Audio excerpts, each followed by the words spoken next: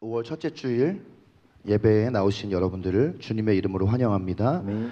네, 다시 한번 앞뒤 옆에 있는 분들에게 우리 한번 얼굴 보면서 좀 좋은 표정으로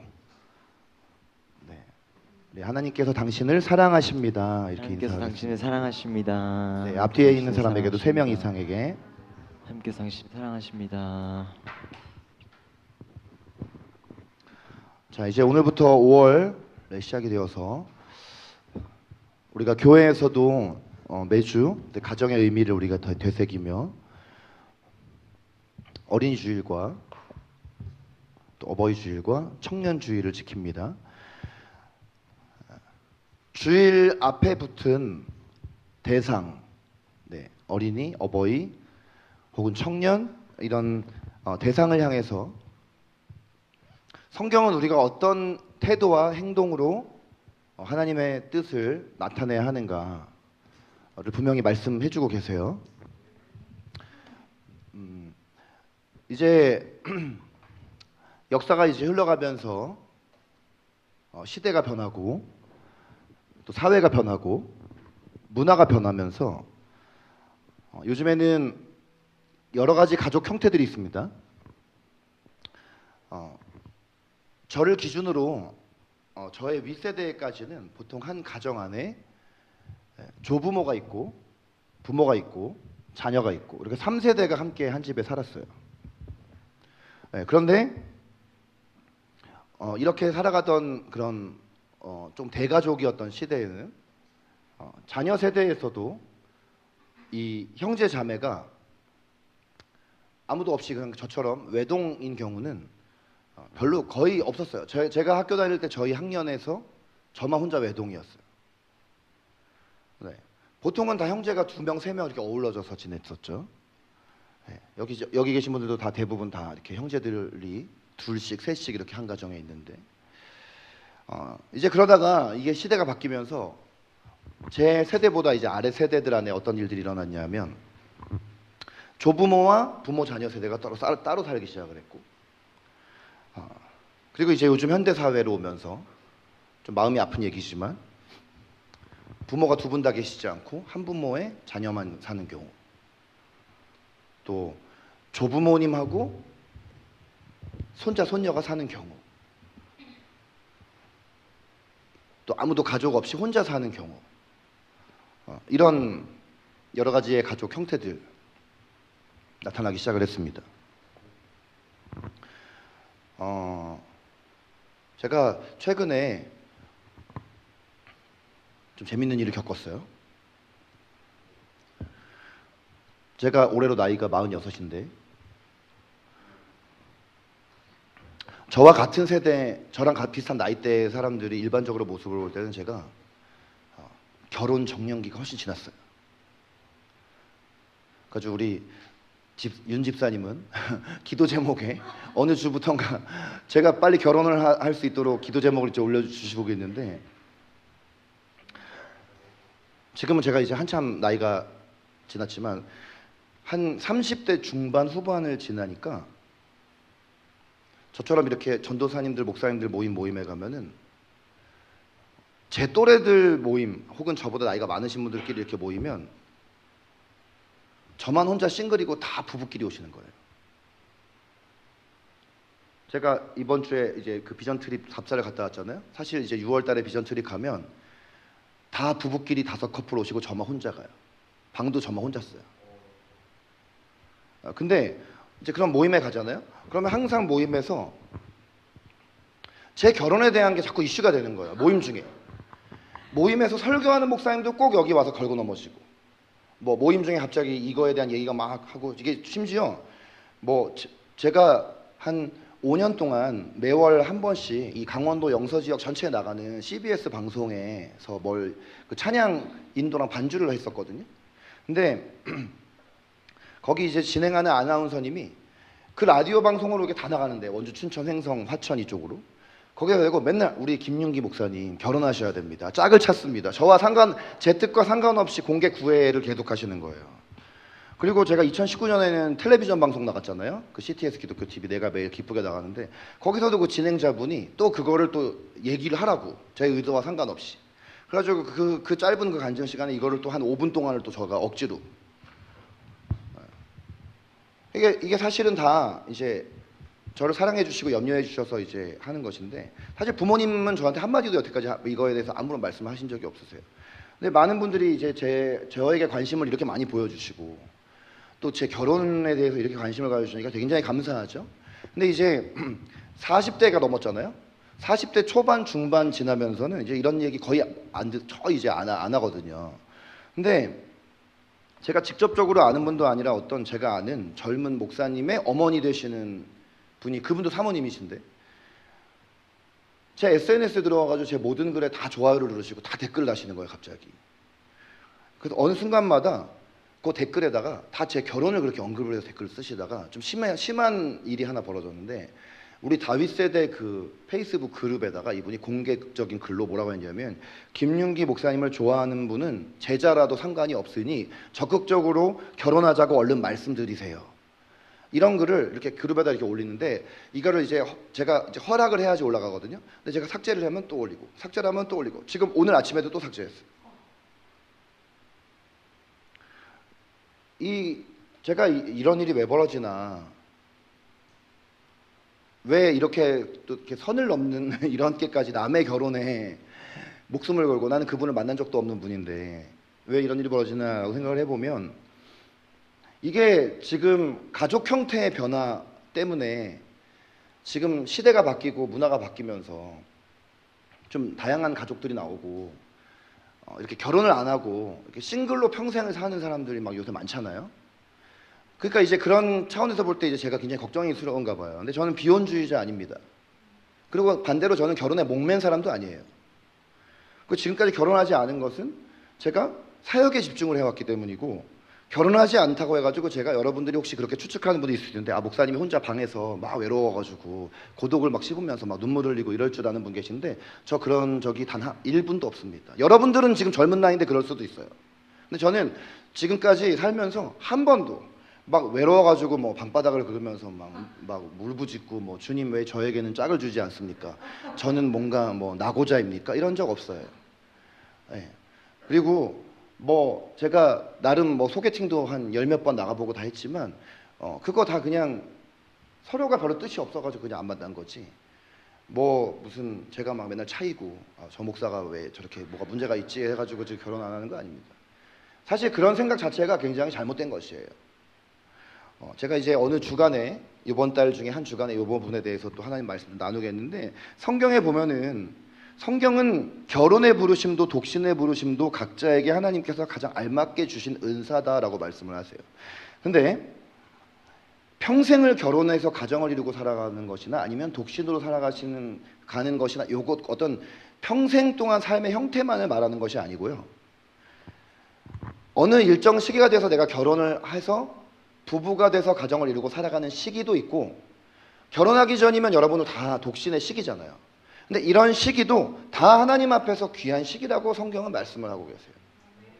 남들이 다 결혼한다고 해서, 남들이 다 남자친구 여자친구 사귄다고 해서 내가 남들이 쓰는 아이폰이나 남들이 쓰는 맥북처럼 남자친구 여자친구를 내가 구비해야만 하는 어떤 아이템이 아니에요. 왜냐하면 우리가 이성 친구를 사귀고 결혼을 한다는 이것은 하나님께서 원하신 어떤 궁극적 방향성이라는 게 있기 때문이에요. 그건 뭐냐면 바로 가정이에요. 여러분, 우리가 중요하게 여기면서 기억해야 할 것이 뭐냐면, 하나님께서는 가정을 귀하게 여기시고 가정을 통해서 이루시고자 하는 하나님의 선하신 계획이 있습니다. 창세기는 지금 우리에게 존재하는 모든 것들의 시작을 말해주잖아요. 하나님께서 최초의 사람인 아담을 만드시고 그 아담이 독처하는 것, 혼자 있는 것이 보시기에 좋지 않았다 하세요. 여러분, 이걸 아셔야 돼요. 이 말씀은요, 단지 결혼과 가정에 대한 말씀이 아니라 기본적인 주님의 성품을 말씀해 주고 계세요. 여러분, 주님이, 하나님께서 유대교인들이 믿는 것처럼 유일신 하나님이 아닙니다. 주님은 삼위일체 하나님이세요. 하나님 자체가 이미 공동체성을 가지고 계신 분이에요. 근데 인간을 딱 만드셨잖아요. 하나님의 형상대로 아담이란 인간을 만드셨잖아요. 혼자 있는 것이 주님 보시기 좋지 않았다는 거예요. 그러니까 여러분 이걸 아셔야 되는데 주님은 기본적으로 혼자 있으려고 하는 여러분의 습성에 대해서 그것을 죄성이라 말씀하세요. 여러분들이 교회에 와서 교회에 와서 그냥 가만히 찬양하고 말씀만 듣고 그냥 조용히 집에 가고 싶은데 왜 그룹 모임 하라고 하냐? 밥은 왜 먹냐? 굳이 밥 먹기 싫은데. 그리고 나는 내 속 얘기 별로 하고 싶지 않은데 왜 속 얘기 하라고 하냐? 그렇게 하지 않는 것은 여러분의 죄성이기 때문입니다. 여러분 교회에 오면 여러분 삶이 바뀌어야 돼요.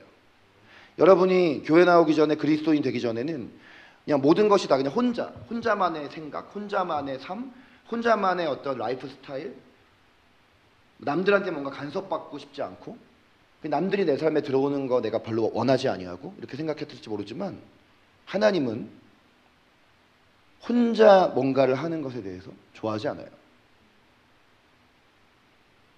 예배 와서도 여러분이 주님과 1대1 관계로 이렇게 찬양하고 예배하지만 여러분 옆에 형제 자매가 앉았잖아요. 그가 예배 가운데 어떤지 지금 느끼시지 않으세요? 이렇게 찬양 같이 해보니까 옆에 있는 사람이 오늘 찬양을 하는데 뭔가 내가 옆에서 이렇게 느껴지기를 좀 뭔가 힘든 것 같은데, 아니면 이 사람이 뭔가 굉장히 좀 영적으로 회복이 된 것 같은데, 이런 것들을 우리가 느끼잖아요. 그걸 느끼고 함께 예배하는 것이 주님의 뜻이에요. 힘들면 가서 내가 주님의 통로가 되어서 먼저 관심을 갖고 우리 다현자매 오랜만에 한 달 만에 왔는데 우리 자매에게도 가가지고 한 달 동안 어떻게 지냈어요? 힘들지 않았어요? 네, 우리 현수 형제 다현자매랑 말 한마디도 안 해봤죠. 뭐 이렇게 한마디도 안 했으면 다현이가 누구고 아연이가 시연이가 누군지도 아직도 헷갈릴 수도 있지만 저 이제 완전 헷갈리지 않습니다. 네, 완전히 장착했어요. 이것이 주님의 뜻이에요. 공동체를 이루는 것. 그런데 이 아담이 독처하는 것이 보시기에 좋지 않았을 때 어떻게 하세요? 아담의 갈비뼈를 뽑아서 그것을 가지고 새로운 하나의 존재인 하와라는 존재를 만드시죠. 그리고 이 두 사람을 둘이 한 몸이 되게 하셨다라고 합니다. 거기에 보면은 사람이 부모를 떠나 남자와 여자가 한 몸을 이루는 것을 말씀하고 계시잖아요. 이게 부부의 시초예요. 이게 가정의 시작이에요. 이게 가정입니다. 여러분, 하나님께서 교회를 먼저 만드셨습니까? 가정을 먼저 만드셨습니까? 이 말씀을 통해서 보니까요. 가정을 먼저 만드셨어요. 그러니까 여러분, 교회보다 훨씬 더 중요한 공동체는 어디냐면 가정이에요. 여러분, 이 가정이라는 공동체가 하나님께서는 원래 교회가 아니라 가정에서 부모가 자녀에게 신앙교육을 하게 하셨어요. 여러분, 지금도 저 이스라엘의 유대인들은 아기가 뱃속에 있을 때 끊임없이 성경 말씀을 읽어줍니다. 그리고 13살이 될 때까지는 이 아이가 계속 성경을 소리내어서 읽고 암송하고 토론을 할 수 있도록 교육을 해요. 우리 대한민국 정말 잘못된 것이 뭐냐면 특히 대한민국 크리스찬들 잘못된 거예요. 여러분들 잘 들으셔야 돼요. 우리는 요즘 좀 심각한 문제가 뭐냐면 초등학교를 들어가기 전부터 벌써 뭘 배웁니까? 국영수를 배워. 근데 여러분, 이스라엘 유대인들은 국영수 언제부터 배운지 아세요? 우리는 막 그렇게 조기 교육을 해야 된다고 해가지고 이제는 4살, 5살 애한테까지 벌써 영어를 가르치고 수학을 가르치는 세상을 살고 있는데, 여러분, 유대인들은요 13살 되기 전까지 국영수 안 배웁니다. 13살 되기 전까지 뭐 하는 줄 아세요? 모세오경, 창세기, 출애굽기, 레위기, 민수기, 신명기 전체를 그들이 다 암송을 하게 해요. 그리고 성경 교육만 합니다. 신앙 교육만 해요. 그리고 13살이 돼서 학교를 들어가면 그때 국영수를 공부하는 것도 이제 어떻게 공부하냐면, 그러니까 중학교죠. 중학교 들어가면 어떻게 공부하냐면 오후 3시 전까지는, 그때까지는 계속 성경만 가르쳐요. 그리고 오후 3시부터 6시까지 3시간만 국영수를 배웁니다. 이게 옛날 구약 성경 시대부터 지금까지 유대인들에게 흘러내려오는 신앙 교육의 문화예요. 근데 참 안타까운 게 뭐냐? 지금 이스라엘 유대인들은 아직도 메시아를 기다리고 있고 예수 그리스도가 참된 구원자여 주님이심을 믿지도 않잖아요. 그런데도 그들이 그렇게 자녀들에게 신앙교육을 강조하고 신앙교육을 철저하게 시키지 않습니까? 근데 진정한 구원자이고 주님을 우리가 이미 만났고 믿었는데 왜 우리는 부모가 자녀에게 신앙교육에 대해서 이렇게 소홀히 하냐라는 것이죠. 여러분, 하나님께서는 교회 이전에 부모를 통해서, 부모라는 권위의 존재를 통해서 하나님께서 어떤 분이신지를 그 부모의 삶을 보면서 자녀가 배우기를 원하시고, 그리고 이렇게 하나님께서 다스리시는 가정을 통해 또 다른 가정에게 선한 영향력을 끼침으로써 이 땅 가운데 가정이 하나님 나라의 모형이 되기를 원하셨어요. 그런데 문제는 최초의 인류가 죄를 짓게 됨으로써 죄가 계속해서 마치 유전인자가 전해 내려오듯이 모든 인류에게 임하게 되었고, 이 인간의 죄성을 통해서 사탄이 가정 안에 들어와서 가정을 마구 깨트리기를 시작한 것이에요. 여러분, 구약 성경에 나오는 가정들을 보면 어느 한 가정, 어느 한 가문 건강하고 정말 사랑이 넘치고 하나님께서 원래 계획하신 것대로 되어져 있는 가정을 여러분에게 이렇게 예시로 들 수 있는 가정이 사실 성경에 하나도 나오지 않아요. 우리가 어떤 드라마나 영화에서만 볼 법한 어떤 그런 모든 이 극적 전개들이 다 지금 성경에 나오는 것을 보게 됩니다. 구약 성경의 가정의 이야기예요, 이게.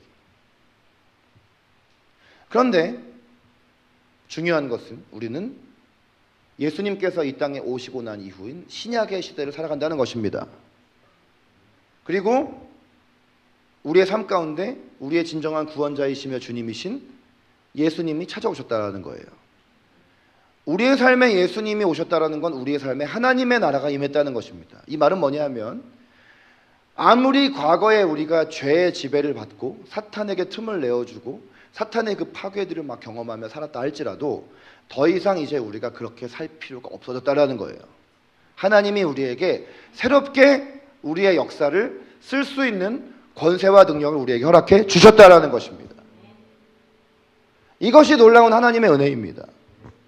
이 땅에서의 삶이 끝나고 죽어서 영원한 천국에 들어가는 것만이 아니라 예수님께서 가르쳐 주신 기도에 나와 있는 것처럼 하나님의 나라가 하나님에서 이루어진 것처럼 땅에서도 이루어지게 하소서라고 우리가 기도하면서 하나님의 나라가 천국에서 완성된 것처럼 내가 이 땅에서 밟고 서 있는, 내가 나의 삶을 살아가는 우리의 가정 가운데에도 하나님의 통치가 이루어지게 하소서라고 기도하며 내가 하나님의 뜻에 순종하여 내 가정에 서 있으면 우리의 가정 안에 더 이상 가정 안에서 일어났던 여러 가지 어떤 죄의 모습들, 어떤 가정 안에서, 여러분들의 가정은 그렇지 않기를 바라지만 가정 안에서 이루어지고 여러 가지 미움과 증오와 다툼과 분열과 학대와 폭력, 심지어 음란과 이런 것들, 과거에 우리 가정이 그렇게 살았을지 모르지만 그런 어떤 죄의 모습으로 우리의 가정이 범벅이 되어 있을 수 있지만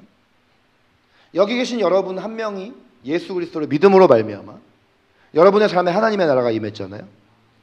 여러분의 삶에 임한 하나님의 나라를 가지고 가정 안으로 들어가기 시작할 때 그 가정 안에 하나님의 나라가 임하기 시작하는 것이에요.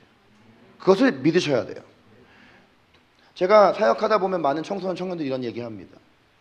주말에 교회 와서 이렇게 은혜 받고 나면 너무 좋은데 딱 예배가 끝나고 집에 가는 딱 그 순간부터 말씀 들으면서 예배 드리면서 받았던 은혜가 딱 사라집니다. 이런 얘기를 해요.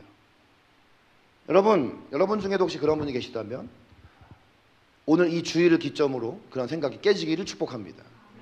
오늘 여러분이 가정 안으로 들어갈 때 하나님 나라의 대사로 들어가시기 바라요.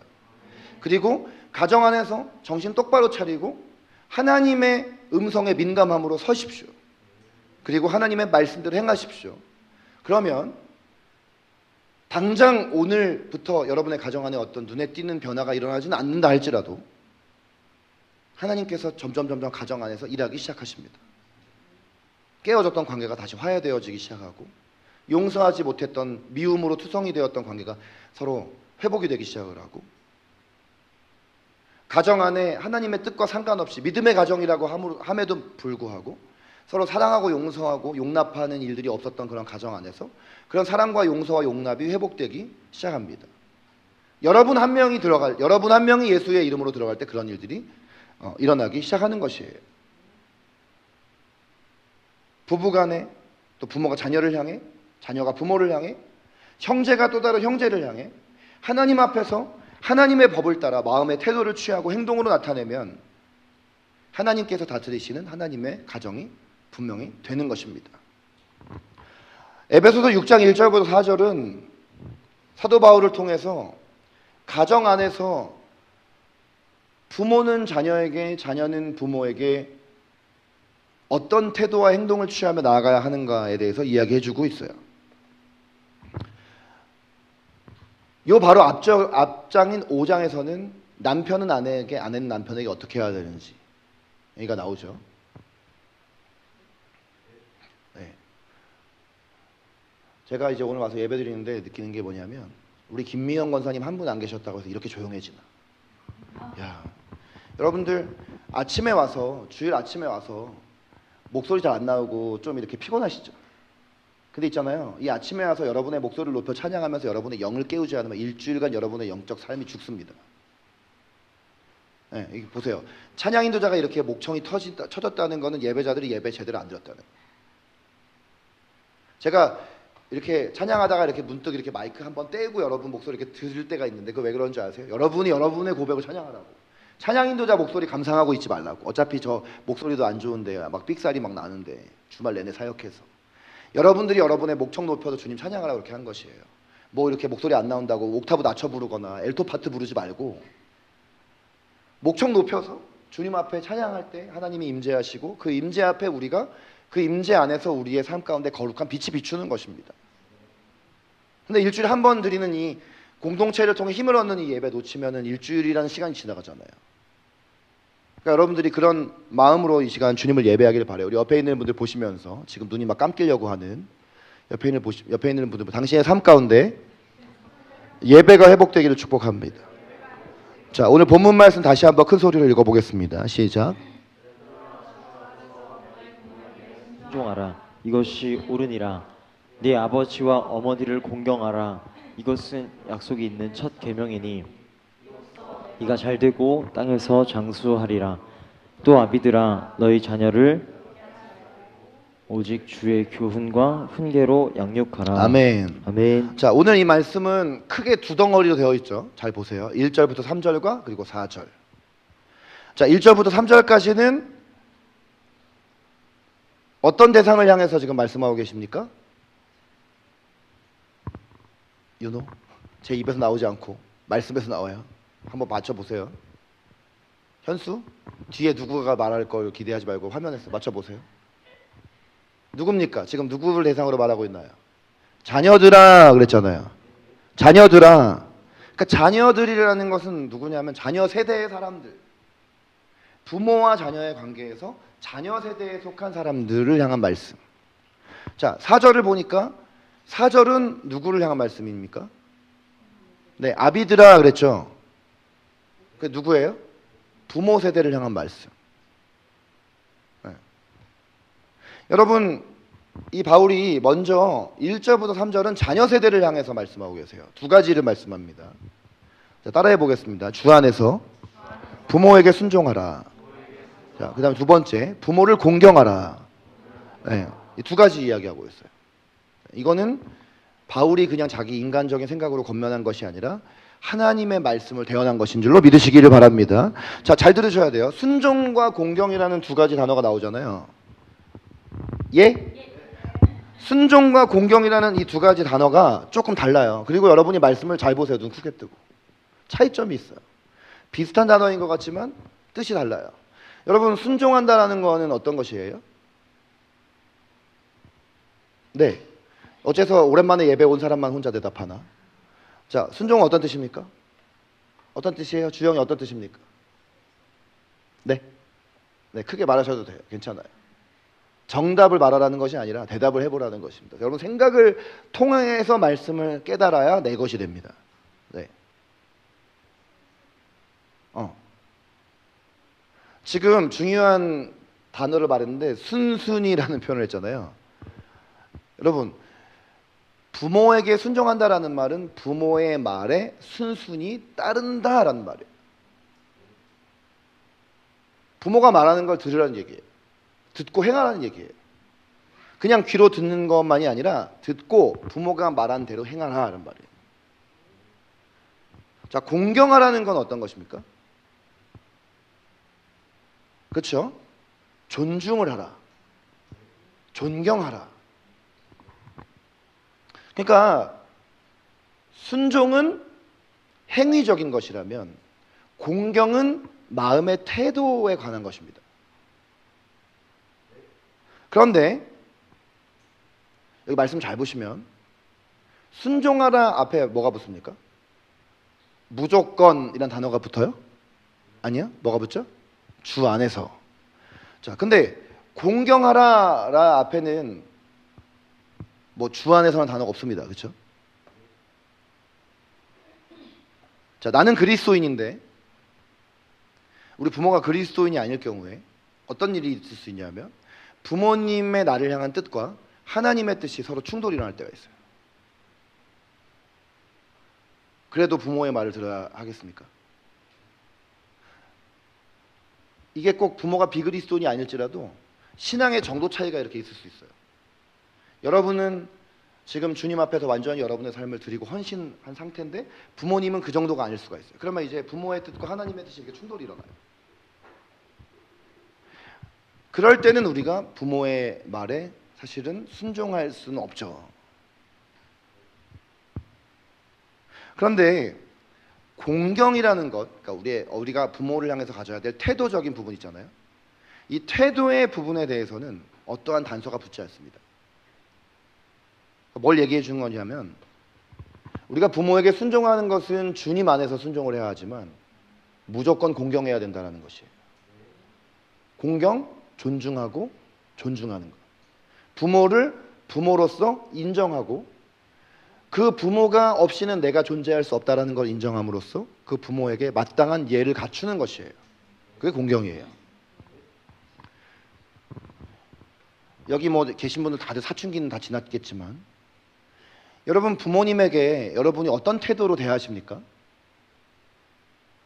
물론 부모님이 여러분에게 여러분의 어떤 신앙과 부모님의 뜻이 이렇게 서로 상반될 때 여러분들이 부모의 모든 말에 대해서 그것을 부모가 시키는 대로 하라는 대로만 할 수는 없습니다. 이 말씀처럼.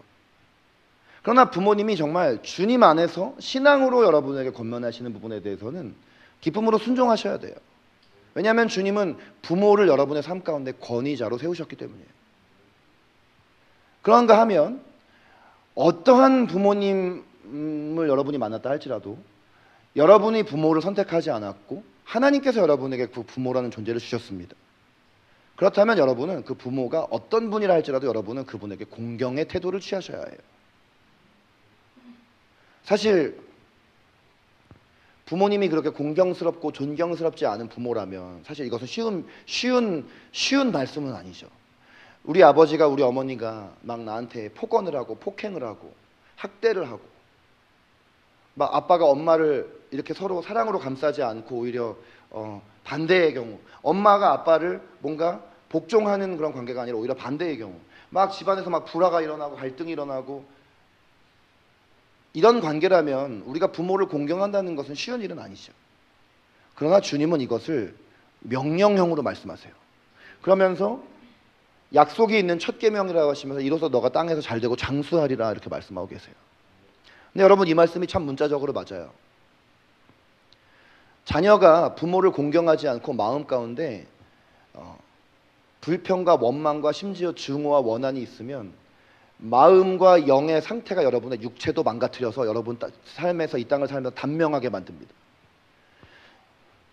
이 젊은 친구들인데도 여러분 중에 몸 아프고 이런 친구들 많아요. 우리 교회 보면 다 그 여러분이 부모를 공경하지 않아서 그런 거예요. 부모에게 복종하지 않고 순종하지 않아서.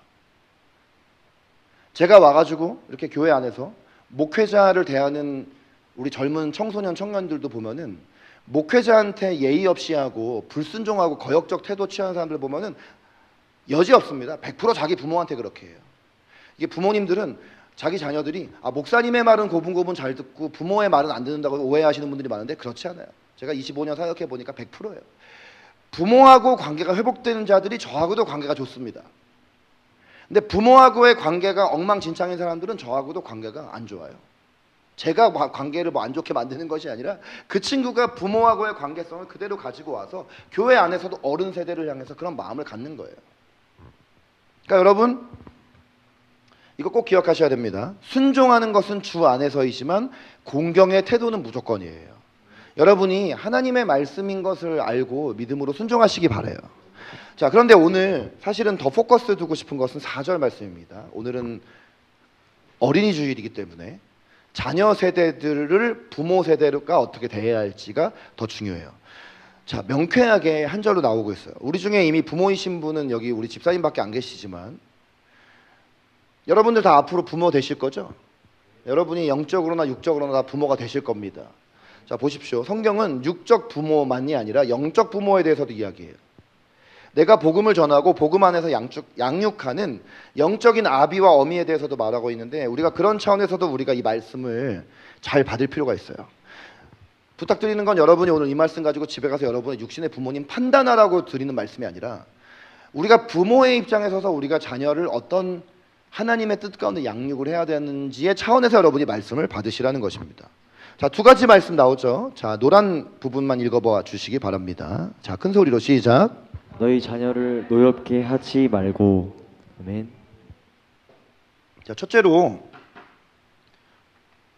주님께서는 우리 부모 세대를 향해서 자녀를 노엽게 만들지 말아라. 자녀가 마음 안에 분노와 원한과 짜증이 일어나게 만들지 말아라. 이 말씀입니다. 자, 여러분, 자녀의 마음에 분노를 넘어서서 부모를 향해서 요즘에는 증오와 혐오를 갖고 있는 친구들도 쉽지 않게 찾아볼 수 있습니다. 왜 이런 일이 벌어지죠?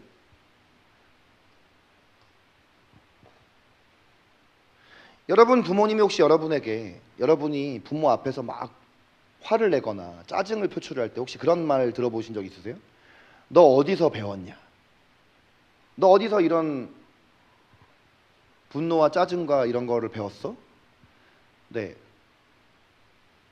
한번 들어보신 분 한번 손 들어보시겠어요? 전 들어봤는데. 우리 한 2명만 착하구나. 다 거의 드셨는데요. 여러분 집에 가서 부모님한테 그렇게 말씀은 드리지 마시지만 저는 여기에 대해서 분명히 말할 수 있는 게 그거는 그렇게 말씀하는 부모님한테 배운 겁니다. 분노는요 가정에서 학습되는 것입니다. 여러분 한 주의 삶을 살아가면서 여러분 안에 이렇게 쉽게 이렇게 마음에 분노가 올라오고 짜증이 올라오고 이런 분들이 계세요. 이게 아주 되게 자주 있는 분들이 계세요.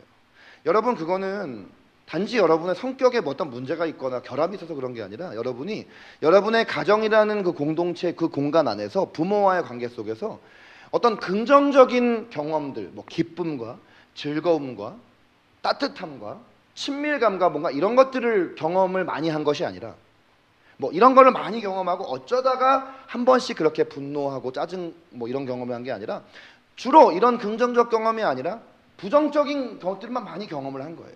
부모님이 그런 감정을 표출하는 걸 보고 여러분이 그거를 그대로 학습을 하신 거예요. 그러니까 여러분 앞으로 부모 되시려면 여러분 마음 안에 있는 이 분노와 원한과 짜증을 꼭 주님 안에서 치유받으셔야 돼요. 그리고 또 하나의 방법은 뭐냐면 여러분이 이렇게 교회 공동체 안에서 저나 우리 집사님, 우리 천집사님, 윤집사님처럼 이렇게 어른 세대 있잖아요. 이런 분들과 관계를 더 잘 맺음으로써 말미암아 이런 관계를 통해서 내 안에 있는 이런 어떤 분노와 짜증의 어떤 이런 모습들을 좀 이렇게 다룬 받으실 필요가 있어요. 좋은 어른 세대를 만남으로 말미암아. 아니, 저희가 좋은 어른이라고 그냥 자화자찬하는 것 같지만 그렇게 할 필요가 있어요. 그렇지 않으면 여러분 나중에 어떤 일이 벌어지면 여러분이 가장 싫어하는 부모의 모습들을 여러분 자녀에게 행하게 됩니다. 여러분이 영적인 부모가 돼서 여러분에게 양육의 대상이 생기면 우리 크리스천들은 누구나 다 양육자가 되어야 하거든요. 죽을 때까지 여러분이 교회 와서 은혜만 받고 사시면 안 돼요. 반드시 여러분들이 여러분의 영적인 자녀를 낳으셔야 돼요. 전도하고 양육하고. 아무리 우리 청소년 친구들이라 할지라도 청소년들도 자기보다 더 어린 동생들을 또 양육하고 제자화하면 더 큰 성장이 일어나요. 그래서 다윗 세대에서 여러분이 발렌티어를 해야 되는 거예요. 여러분이 그냥 데이비 스쿨에서 은혜만 쪽 빨아먹고 뭐 이제 끝났으니까 토요일날 그 시간에 그동안 밀렸던 게임 다 몰아서 해야지, 뭐 밀렸던 친구랑 가서 놀 거 같이 가서 또 막 놀아야지, 이런 생각은 마음의 0.01%도 하지 마세요. 노래하는 교회 다니는 청소년이라면. 여러분은 등록 원서를 제가 미리 썼어요. 제가 써가지고 한강은 전도하면 냈어요. 내가 어제 받았어요. 우리 3명 간사님. 왜냐면 우리 교인이니까. 난 담임 목사고. 내가 은혜를 받을 뿐만 아니라 은혜를 내 다음 세대에게 흘려보내는 이런 제자 양육의 과정, 그러면서 내가 영적인 부모도 되어보는 거예요. 내가 그냥 어리다고만 생각하는 것이 아니라 나보다 더 어린 동생들에게 양육자가 되어보고 섬기는 입장이 되어보는 것이에요. 근데 그걸 잘하려면 여러분들이 이 마음 안에 있는 이런 분노의 감정들을 잘 다룸받아야 될 필요가 있어요. 사실 우리에게 존재하는 여러 종류의 감정은 그 자체로 선한 것이나 악한 것이 아니라 그것이 어떤 방향과 목적을 향해서 표출되는가에 따라 달려있는데, 분노라는 감정을 보면 여러분, 이 분노라는 감정은 사실은 하나님에게도 있는 감정입니다. 그런데 하나님께서 하나님의 형상대로 지음받은 우리 안에도 이 분노라는 감정이 있습니다. 누구에게나 다 이 분노라는 건 있어요. 그런데 여러분, 이 분노라는 감정이 표출되어야 할 대상이 있습니다. 누구일까요? 네? 누구죠?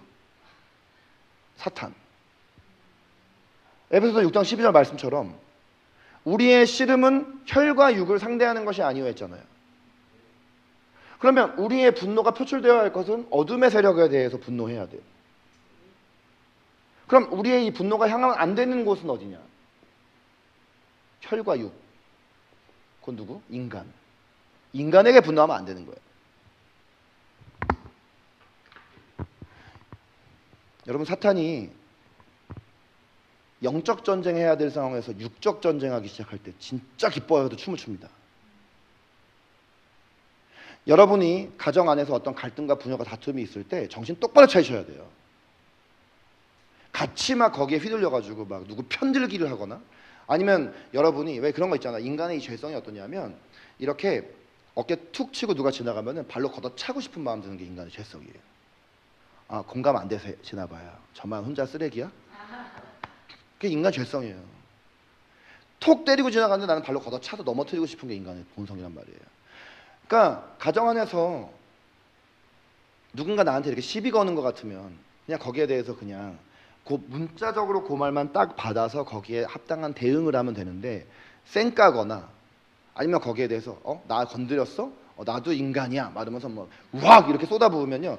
자, 여러분 한번 경험적으로 얘기해 봅시다. 여러분 그렇게 하신 경험 있으실 텐데, 그렇게 하고 나서 막 좋으셨어요?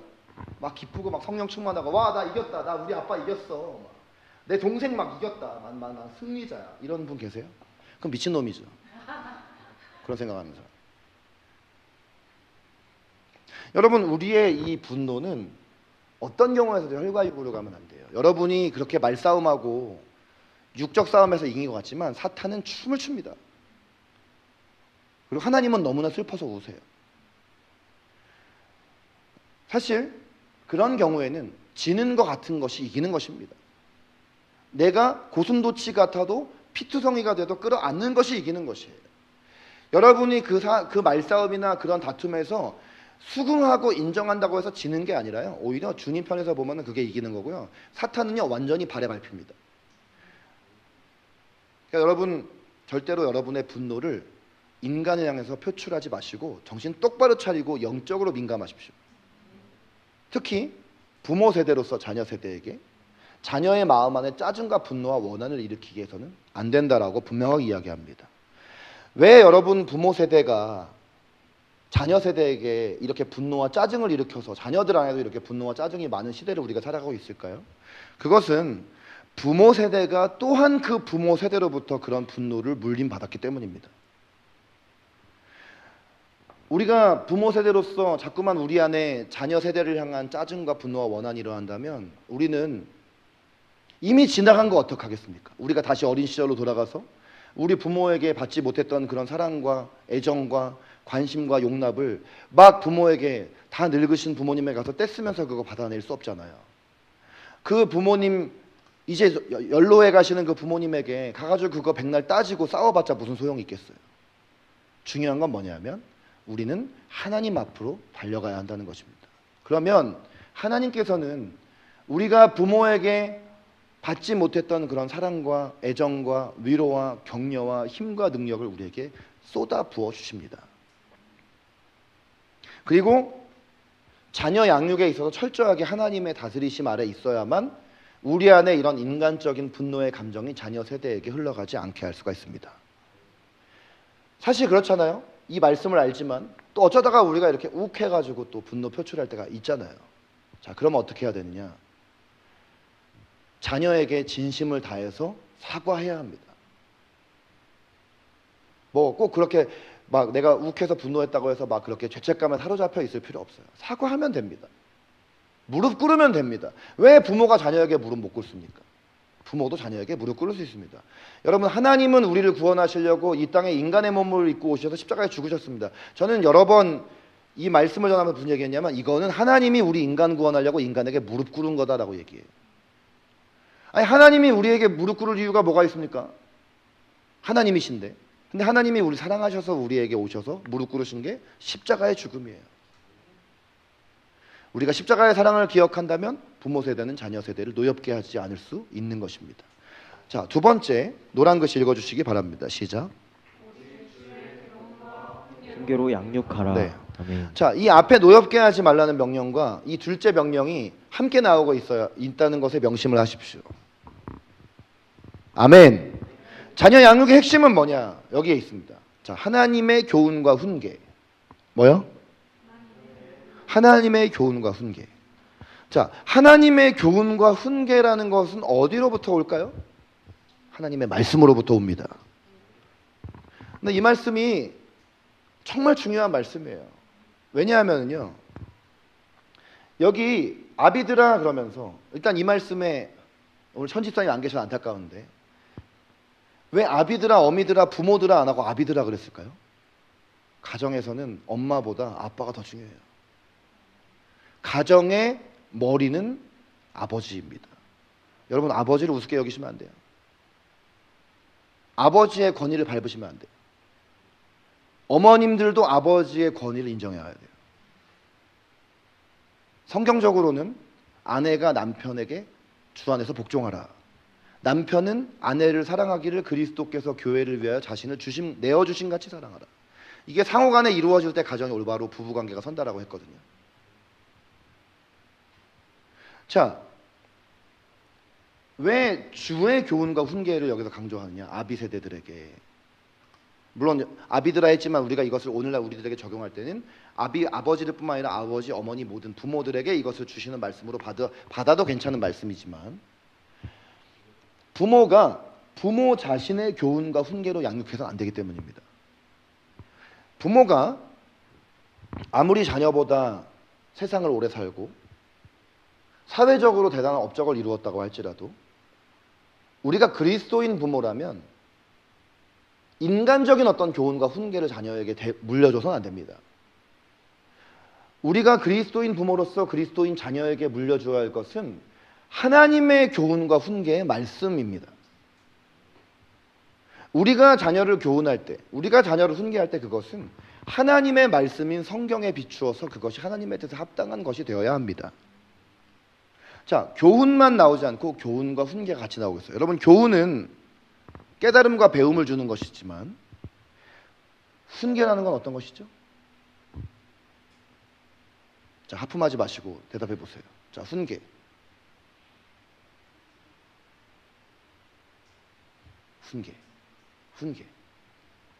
훈계 어떤 것인가요? 대답하면 안 졸려요? 훈계. 시연이 훈계.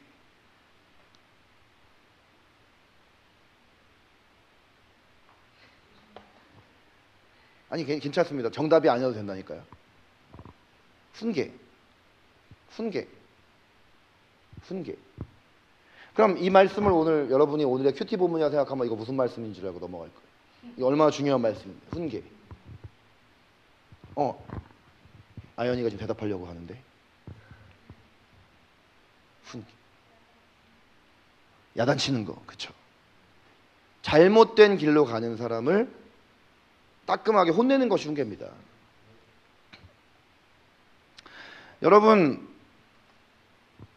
교회에서 요즘에 회개를 촉구하는 말씀 잘 안 전한다 그래요.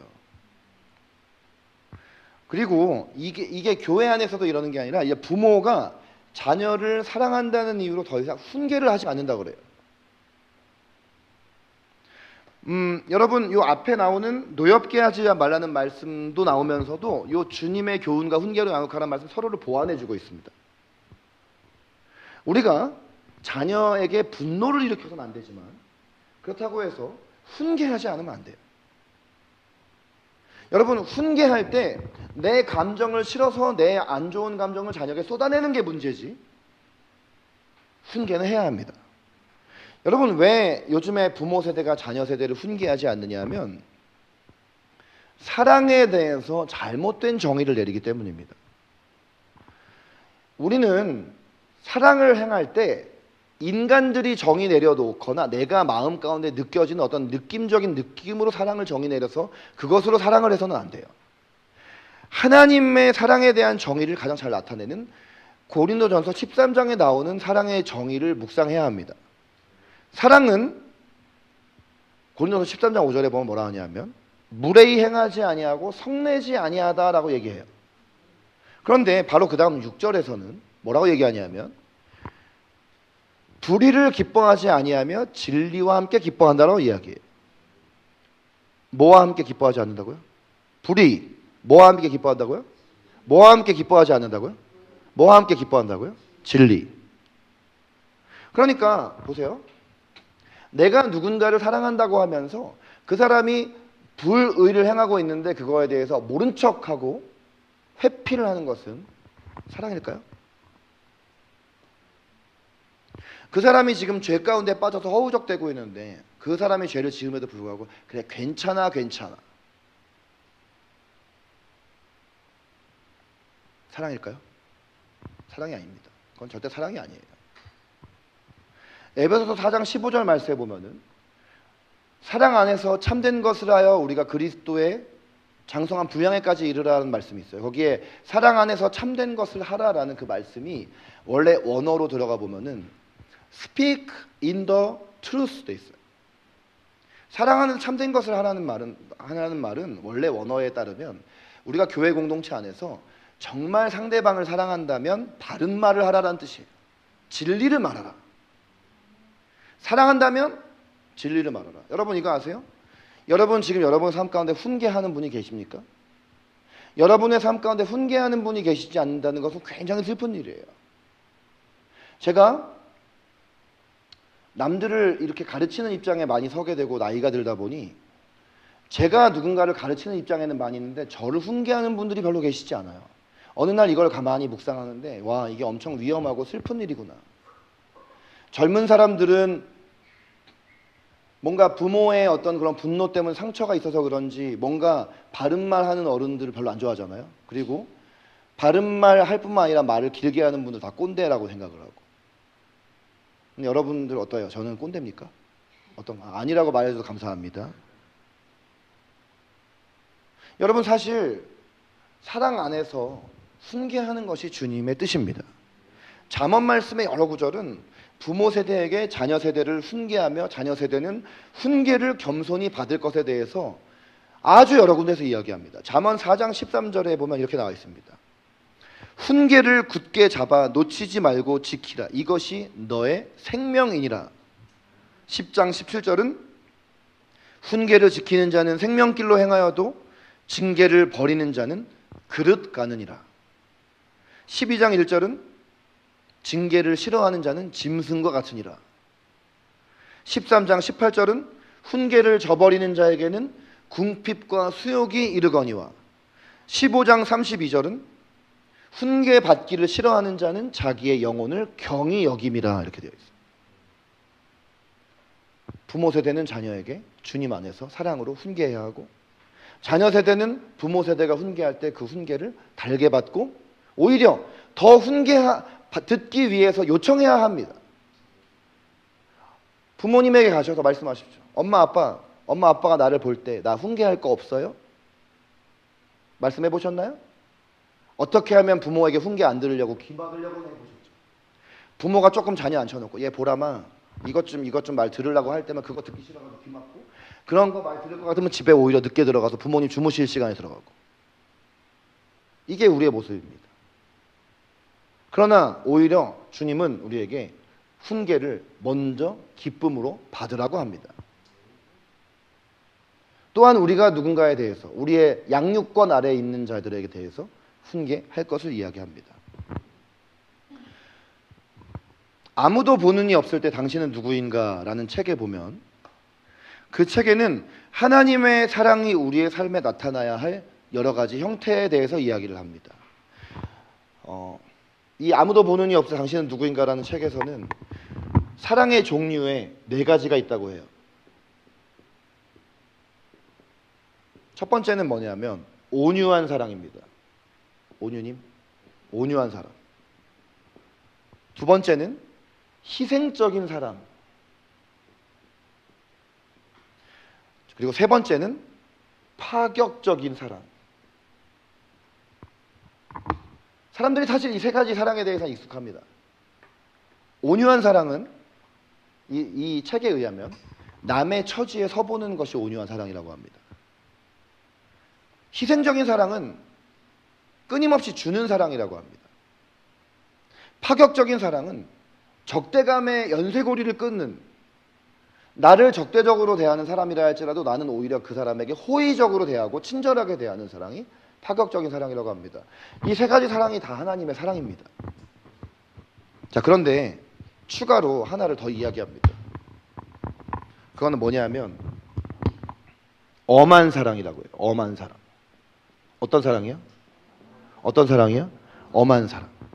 엄한 사랑은 뭐냐면 친밀한 관계임에도 불구하고 진리를 지켜나가는 사랑이다라고 합니다. 화평을 유지하기보다는 사실을 말하는 쪽을 택하면서 그 결과는 하나님께 맡기는 것이다. 그리고 그 목적은 내가 사랑하는 사람이 잘 되기를 바라는 것이다. 여러분, 이 책을 쓴 저자는 진정한 사랑은 언제나 온유한 동시에 엄해야 한다고 말씀하면서, 우리는 그때마다 언제 이 중에서 어떤 사랑을 꺼내어 써야 하는지에 대한 민감성과 그것에 따른 행동을 할 수 있는 용기를 하나님께서 우리에게 주시기를 기도해야 한다라고 이야기합니다. 그러면서 아주 일침을 가하는 말을 하나 하는데 뭐냐면 화평제일주의는 사탄으로부터 온 것이라고 얘기해요. 무슨 말이냐? 왜 이런 거 있잖아요. 우리가 이 교회 안에서 이게 참 일반적인 일인데 뭐냐면, 교회는 사랑의 공동체다 이런 말 우리가 많이 하잖아요. 그러다 보니까 사랑의 공동체다 보니까 사람들이 이 교회 안에서는 어떤 행동을 해도 나는 그냥 다 좋게 그걸 품어줘야 된다라고 생각을 합니다. 근데 이 생각이 좋은 말인 것 같지만 이게 우리의 죄성하고 이렇게 합쳐질 때 어떤 일이 벌어지냐면 회피로 나타나요. 이 사람이 어떻게 살든 말든 그냥 아이고 이렇게 하면서 그냥 알아서 하겠지. 아니면 이걸 다 이제 누구한테 떠넘기느냐? 목사님한테 떠넘깁니다. 목사님이 어떻게 하겠지. 목사님이 목사님 방에 누구 데리고 들어가서 둘이 막 한참 얘기하는 거 보면 저 친구 지금 목사님이 불려가가지고 뭐 얘기 훈계하는구나 이렇게 생각을 하지, 뭔가 그렇다고 해서 그 사람을 따로 자기도 관심 가지면서 목사님 방에서 뭐 얘기하던데 무슨 일 있어? 이렇게 말하지 않는 거예요. 여러분, 이렇게 되어지면 우리가 그 사람하고의 관계가 더 좋아지는 게 아니라 그 관계 안에서 더 선을 넘어서 친밀할 수 있는 그 단계로 가지 못하게 되는 것입니다. 그리고 우리가 그 사람이 진리를 떠나 있는 모습을 보면서도 이렇게 훈계하지 않고 진리를 말하지 않는 모든 책임은 우리에게 있습니다. 사무엘상 2장에 보면은 참 우리 부모 세대에게 경계심을 주는 말씀이 있어요. 그게 뭐냐면 바로 제사장 엘리에게 하나님이 말씀하신 것입니다. 여러분, 제사장 엘리, 제사장이니까 하나님께서 주신 제사장 직분 받은 사람 아니에요? 얼마나 거룩하고 영광스러운 직분입니까? 그러니 그 당시에는 제사장 가문에서 제사장이 나왔기 때문에 엘리의 아들이었던 두 아들 홈니와 비느하스가 아버지 엘리의 뒤를 이어서 제사장직을 맡아서 수행하고 있었단 말입니다. 근데 아무리 하나님을 잘 믿고 하나님 앞에 부르심을 받아서 제사장을 행했던 엘리도 자식 농사에 실패한 모습을 봅니다. 근데 그 자식 농사에 실패한 게 뭐냐면요, 이 자식인 홈니와 비느하스가 하나님께 철저하게 하나님의 법에 따라서 제사를 집행을 해야 되는데 이 제사를 완전히 자기들의 입속을 챙기기 위한 것으로 변질시켜 버렸어요. 이스라엘 백성들이 이렇게 하나님께 드릴 제사 제물들을 이렇게 갖고 와가지고 보면은 그때 짐승 제사 드릴 때잖아요. 근데 그 짐승 제사 드릴 때 보면 이렇게 제사 드리려고 가져온 짐승들 보면 자기가 이렇게 봐서 좀 좋은 거 있잖아요. 그건 자기들이 가져가서 그거 먹는 거예요. 그리고 제사장 그 회막 문의 입구에서 그 제사를 수종드는 여자들이 있었는데 데려다가 자기 성적인 쾌락을 위해서 성관계한 거예요. 그러면 여러분이 엘리라면은 이런 홈니와 비느하스를 어떻게 하는 게 하나님의 뜻입니까? 홈니 비느하스 내가 너희를 사랑한다 이렇게 하는 게 하나님 뜻이에요? 사랑하니까 멱살 잡고 데려와가지고 꾸짖는 것이 하나님 뜻입니다. 근데 이 사무엘상 2장 29절에 30절 말씀을 보면은 하나님께서 이 엘리 제사장에게 어떤 무서운 말씀을 주시냐면 너의 아들들을 나보다 더 중히 여겨 내 백성 이스라엘이 드리는 가장 좋은 것으로 너희들을 살찌게 하느냐 이러면서 엘리에게 훈계를 하세요. 근데 여기 나오는 무서운 말씀이 뭐냐면 너는 어떻게 제사장이라고 하면서 나보다 너의 아들들을 더 사랑했냐 이래요. 부모가 하나님보다 자녀를 더 사랑하면 안 됩니다. 자녀를 향한 사랑도 하나님 안에서 사랑해야 돼요. 자녀가 하나님의 뜻 안에서 진리를 떠나서 죄에 빠지고 악한 일을 행할 때는 훈계해야 합니다. 엄한 사랑을 발휘해야 합니다. 그것이 주님께서 우리에게 주시는 명령입니다. 단순 명쾌하지 않습니까?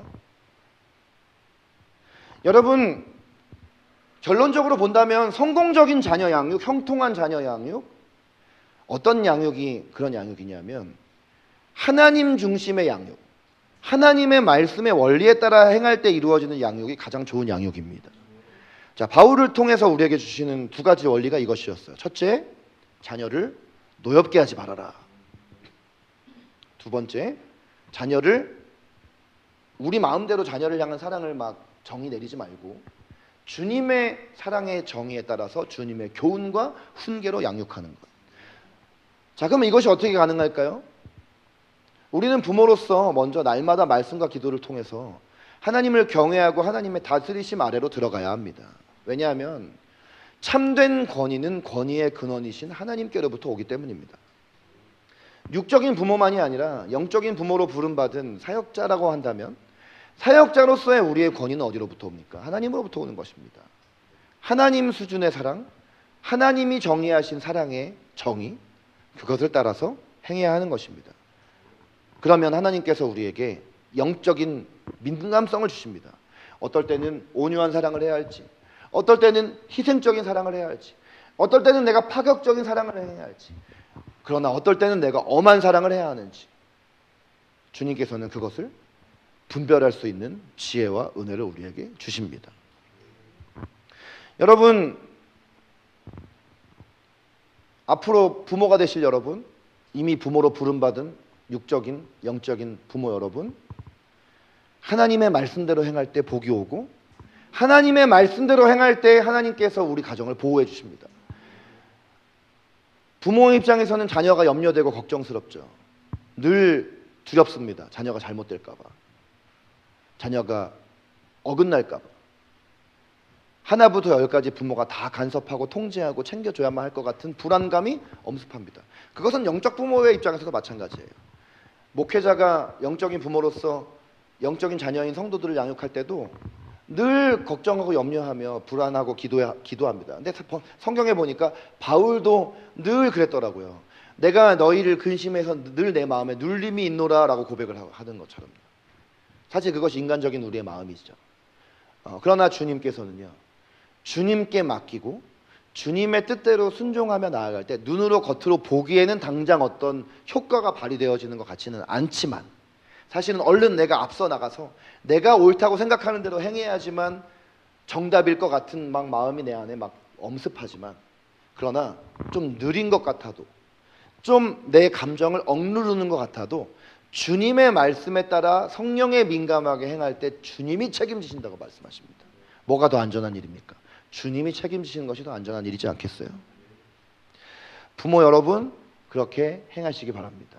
앞으로 부모가 되실 여러분, 이것이 부모를 향한 주님의 말씀인 것을 잘 깨달아 하시고 앞으로 이런 부모가 되시기를 지금부터 기도로 준비하시기를 바랍니다.